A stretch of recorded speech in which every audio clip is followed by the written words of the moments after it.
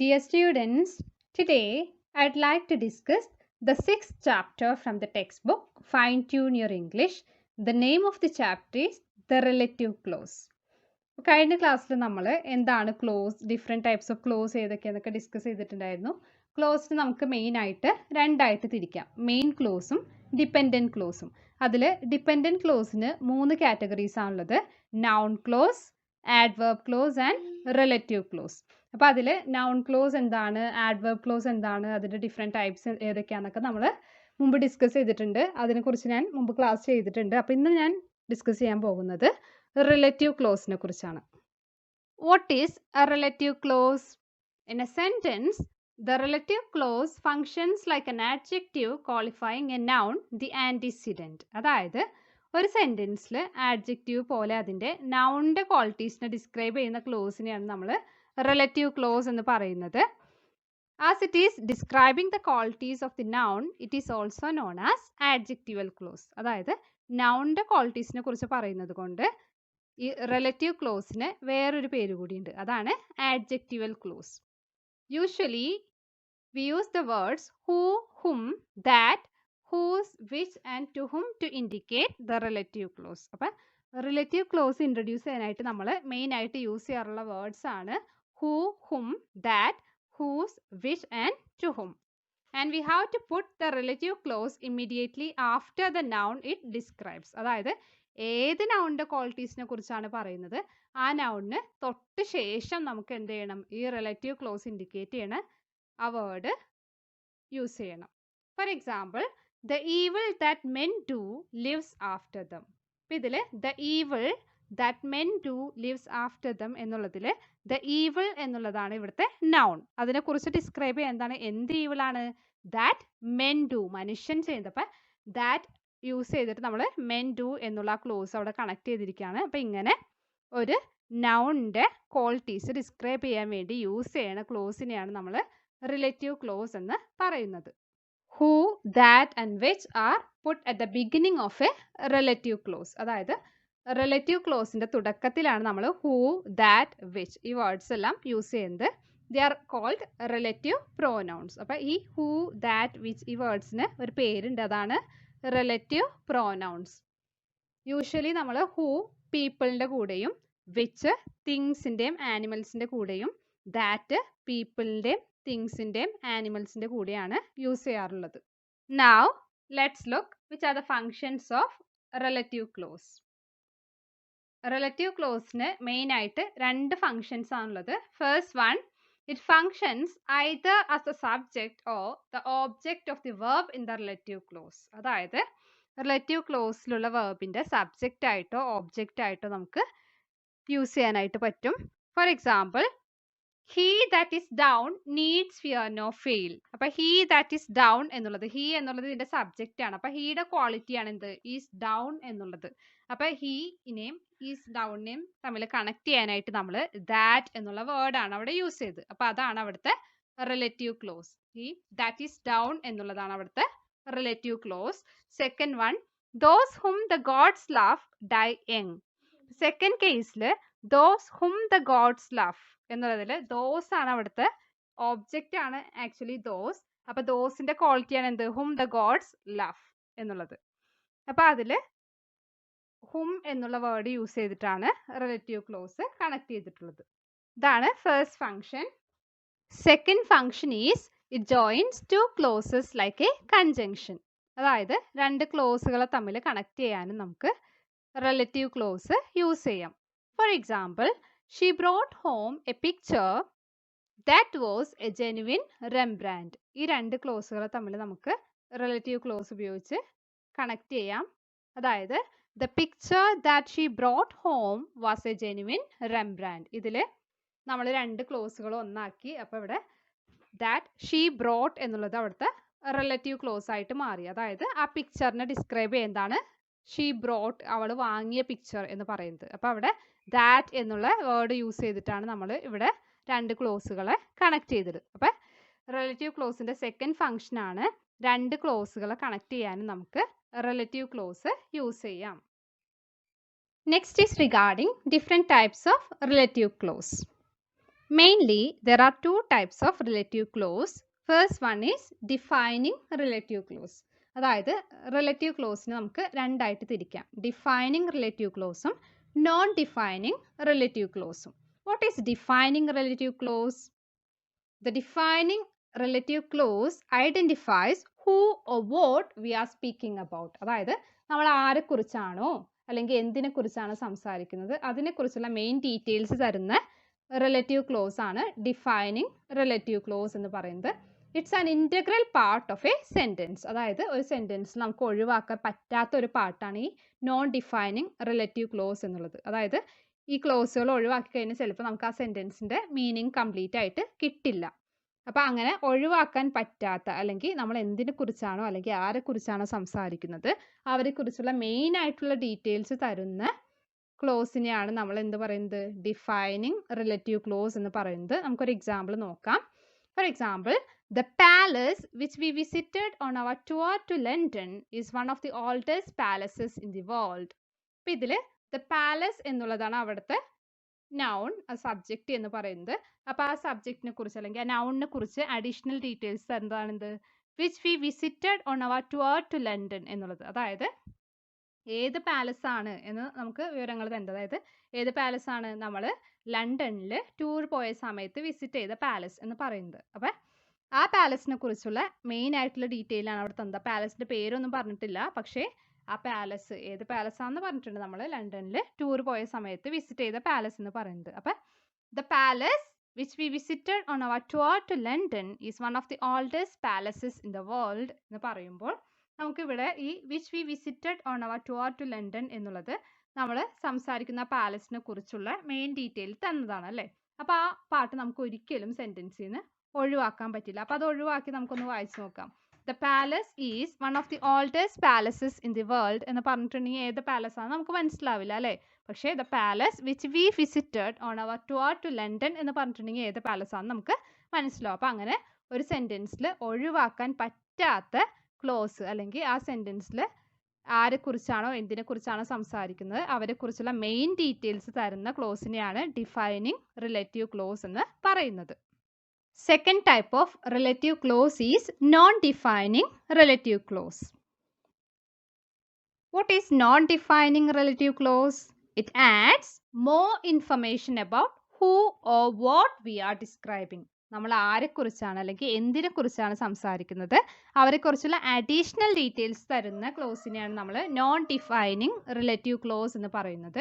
It's not an essential part of a sentence. അതായത് ഈ non defining relative close നമുക്ക് ഒരു സെൻറ്റൻസിൽ നിന്ന് ഒഴിവാക്കിയാലും പ്രോബ്ലം ഒന്നും വരില്ല. അതിൻ്റെ മീനിങ്ങിനെ അത് അഫക്റ്റ് ചെയ്യില്ല.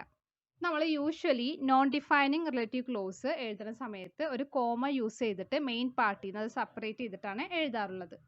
സംസാരിക്കുന്ന സമയത്താണെങ്കിൽ നമ്മൾ എന്ത് ചെയ്യും? അവിടെ ജസ്റ്റ് ഒന്ന് പോസ് ചെയ്തിട്ടാണ് സംസാരിക്കാറ്. For example, Saint James palace in London which we visited on our tour to London is one of the oldest palaces in the world. ഈ സെൻറ്റൻസിൽ Saint James palace in London, അപ്പം ഒരു പാലസിനെ കുറിച്ചാണ് പറയുന്നത്. Saint James palace in London അതാണ് അവിടുത്തെ noun. അപ്പോൾ ആ പാലസിനെ കുറിച്ചാണ് നമ്മൾ പറയുന്നത്. അതിൻ്റെ ഒരു അഡീഷണൽ ഡീറ്റെയിൽ ആണ് എന്ത്? Which we visited on our tour to London. ആ പാലസ് ഞങ്ങൾ ലണ്ടനിൽ ടൂർ പോയ സമയത്ത് വിസിറ്റ് ചെയ്ത പാലസ് ആണ്.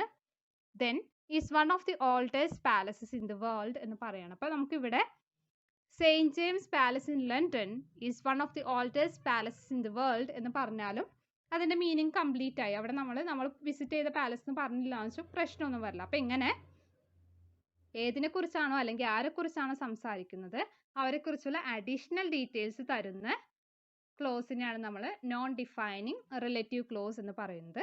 അപ്പോൾ ഇത് നമുക്കൊരു സെൻറ്റൻസിൽ നിന്ന് ഒഴിവാക്കിയാലും അതിൻ്റെ മീനിങ്ങിനെ അത് അഫക്റ്റ് ചെയ്യില്ല.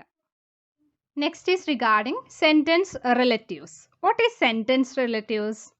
A relative pronoun which refers to the entire sentence and it means and that. അതായത് ഒരു സെൻറ്റൻസിനെ മൊത്തത്തിൽ ഇൻഡിക്കേറ്റ് ചെയ്യുന്ന റിലേറ്റീവ് പ്രോനൗണിനെയാണ് നമ്മൾ സെൻറ്റൻസ് റിലേറ്റീവ് എന്ന് പറയുന്നത്. For example, I tore up the picture which greatly upset Jack. അപ്പോൾ ഈ എക്സാമ്പിളിൽ I tore up the picture എന്നുള്ളത് എന്താണ്? ഇവിടുത്തെ ഒരു സെൻറ്റൻസ് ആണ്. ഞാൻ ഒരു പിക്ചർ കീറിക്കളഞ്ഞു എന്ന് പറഞ്ഞിട്ട് വിച്ച് ഗ്രേറ്റ്ലി അപ്സെറ്റ് ജാക്ക്. അടുത്ത സെൻറ്റൻസ് ആണ് ഗ്രേറ്റ്ലി അപ്സെറ്റ് ജാക്ക് എന്നുള്ളത്. അപ്പോൾ അവിടെ വിച്ച് എന്നുള്ള റിലേറ്റീവ് ക്ലോസ് യൂസ് ചെയ്തിട്ട് നമ്മളത് കണക്ട് ചെയ്തു. അപ്പം ഇങ്ങനെ ഒരു സെൻറ്റൻസിന്, ഒരു എൻറ്റയർ സെൻറ്റൻസ്, അതായത് I tore up the picture എന്നുള്ള എൻറ്റയർ സെൻറ്റൻസിനെയാണ് ഈ വിച്ച് എന്നുള്ളതിൽ കണക്ട് ചെയ്യുന്നത്. അപ്പം ഇങ്ങനത്തെ ക്ലോസുകളെയാണ് നമ്മൾ സെൻറ്റൻസ് റിലേറ്റീവ് എന്ന് പറയുന്നത്. അപ്പം ഇങ്ങനെ ഒരു എൻറ്റയർ സെൻറ്റൻസിന് റെഫർ ചെയ്യണ റിലേറ്റീവ് പ്രോനൗണിനെയാണ് നമ്മൾ എന്ത് പറയുന്നത്? സെൻറ്റൻസ് റിലേറ്റീവ്സ് എന്ന് പറയുന്നത്. Now let's look which are the major differences between WH relatives and that. അതായത് who, which അതൊക്കെയാണ് WH relatives. ഈ WH relatives-ഉം ദാറ്റും തമ്മിലുള്ള ഡിഫറൻസ്, അല്ലെങ്കിൽ അത് എവിടെയൊക്കെ യൂസ് ചെയ്യണം, എവിടെയൊക്കെ യൂസ് ചെയ്യാൻ പാടില്ല, അതാണ് നമ്മൾ ഇനി നോക്കാൻ പോകുന്നത്. First one is that is not used to introduce non-defining relative clause. Non-defining relative clause എന്താണെന്ന് നമ്മൾ ജസ്റ്റ് ഇപ്പോൾ പറഞ്ഞു. അതായത് അഡീഷണൽ ഡീറ്റെയിൽസിനെ ഇൻഡിക്കേറ്റ് ചെയ്യാനായിട്ട് നമുക്ക് ഒരിക്കലും ദാറ്റ് യൂസ് ചെയ്യാൻ പാടില്ല. മെയിൻ ഡീറ്റെയിൽസ് കാണിക്കാനാണ് ദാറ്റ് എപ്പോഴും യൂസ് ചെയ്യുന്നത്. പക്ഷേ who, WH relatives, who, which ഒക്കെ നമുക്ക് എന്ത് ചെയ്യാം? അഡീഷണൽ ഡീറ്റെയിൽസ് കാണിക്കാനും യൂസ് ചെയ്യാനായിട്ട് പറ്റും. Second one is the number or case of the antecedent does not affect the form of the relative pronoun that.